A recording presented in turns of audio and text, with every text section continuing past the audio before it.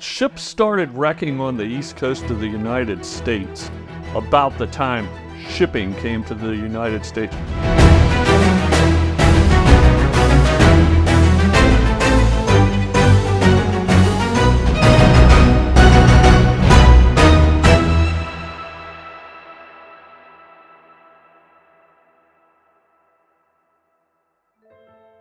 You know, they call it the graveyard of the Atlantic because Cape Hatteras sticks out to sea further than anywhere on the East Coast. And we've got these three bodies of water. One of them is the South Atlantic Bight, one of them is the North Atlantic Bight, and then you've got the Gulf Stream going around it. You can have very cold water mixing in with very warm water, so you end up with a lot of fog, and it's a magnet for bad weather. Well, back in the days of rudimentary navigation, before we had things like GPS, ships sometimes in bad weather didn't know exactly where they are, so they're working off dead reckoning. If you're going against the Gulf Stream, you might get into fast-moving water and not know you're in fast-moving water, so you don't go as far as you think you're going to go. Then you try to make your turn around Cape Hatteras, and that's when they ended up on the beach. There's just probably thousands of ships that wrecked between the mouth of Chesapeake Bay and down past Cape Hatteras. How many shipwrecks are in the Nags Head area? I'm going to guess somewhere around 100, 200. It's hard to say. The number of wrecks that occurred off the Outer Banks during those days, most of them were wooden. And these ships get buried by the sands and eaten by shipworms, but occasionally pieces of them pop up out of the sand and wash onto shore, and all of a sudden there's a shipwreck in Nags Head on the beach, you know. The number that we know of, I'm gonna guess, in the Nags Head area that are out in the water that you can dive on is about 5 or 6 probably.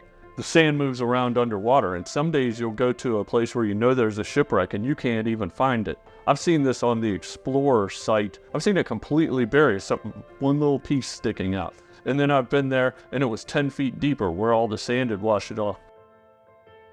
The Explorer sits just to the north of Nags Head Pier, kind of between the Huron and Nags Head Pier.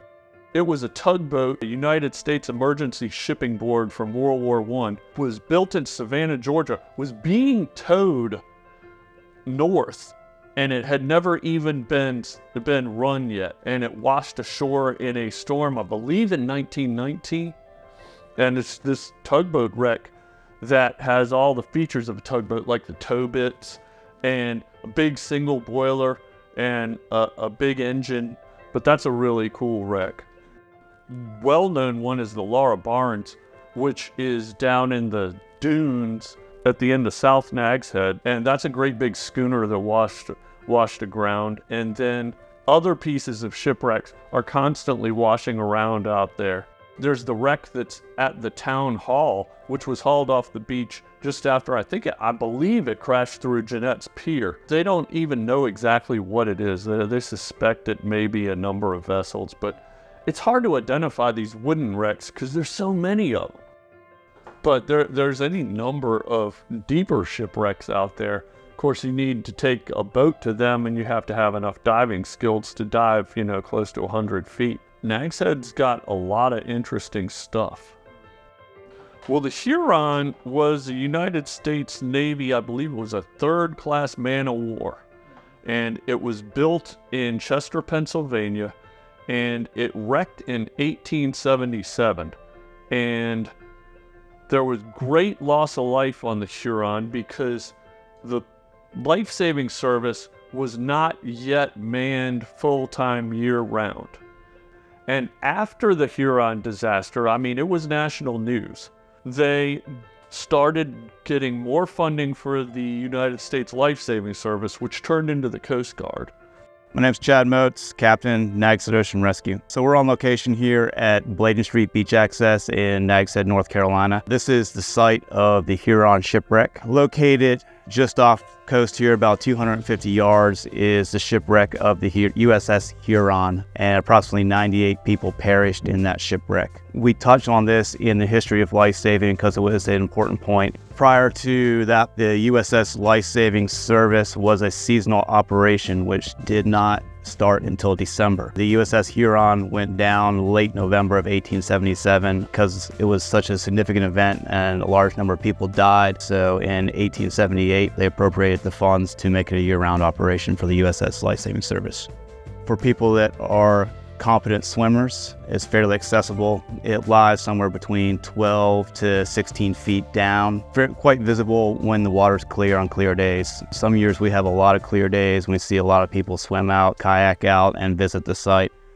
Other things that you should be thinking about if you want to go visit the site: don't go alone. Taking swim fins, snorkel, mask of some sort of thing to be able to see it visually. Have a plan, let people know where you're going and what time you expect to be back as well.